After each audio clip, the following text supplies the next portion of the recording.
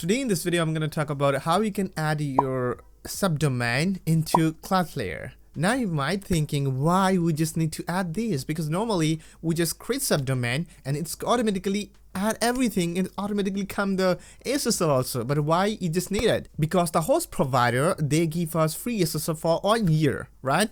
And after this, you have to renew the SSL. So some people like me, we are not purchasing the SSL, we just use the free SSL that come from the Cloudflare.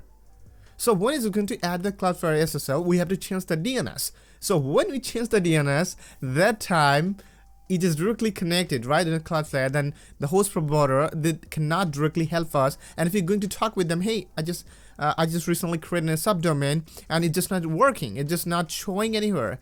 So it's not connected. Can you please help me? They will say, okay, no, because it just connected in Cloudflare. Talk with Cloudflare, like this type of talk. So it's very simple. Let me show you how we can do that. It's very, very, very simple. It just take only a couple of seconds, not minute. Okay.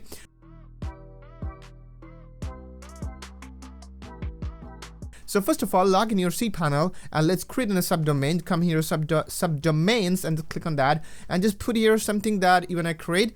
In my case, I wanna put here like so I select my domain integer.com that you know, and then type your subdomain name is easy, and this is the document root. In here, I just want to change into subdomain into like only this, because then it's just going to a different folder, and inside the folder it just placing all the data that is available, right? I mean that we do, and you know, if you install WordPress, all the file data will be located inside of the folder. That's why. So let's click on this create button to create it. Now I'm using a Namecheap hosting and they give us 50 free SSL. Since we changed the, you know, this DNS, so I think we cannot claim it now. Okay, so as you can see, they're showing us 1 year free positive SSL. They already give us, and your subdomain is almost created. And now what I have to do, let's go back to see again, and let's come here to Cloudflare and just log in your account. Then in here, as you can see, we're getting all the website that we already added. So here is the integer.com website. Just click on that, and then we have to go to here the DNS. And now if I visit the website, then what you will able to see, you will able to see nothing. Then they cannot visit. That means this site cannot be reached. That means this website cannot be connect with the hosting properly. So we have to connect first, then we'll able to see like this. Okay, so let's go back to DNS and here the Cloudflare DNS, and now we just need the hosting or server. It's called the server IP address. So if you log in your cPanel, on the right side, you'll get an option. It's called a shared IP address. And in here, the other option like last login IP address. I'm not talking about last login IP address. I'm talking about shared IP address, like your hosting IP address. So just copy here the hosting IP address and come back again to Cloudflare and just click on here, add new record, and paste here the IPv4 address, and then we have to put here the name that we recently created. It was like easy.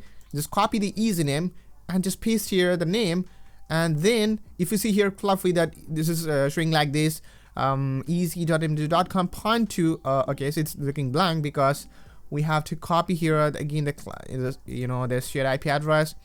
I just paste here again, and now as you can see, this domain points to this and has its traffic point proxied through the Cloudflare. Okay, just click on here the save button to save it.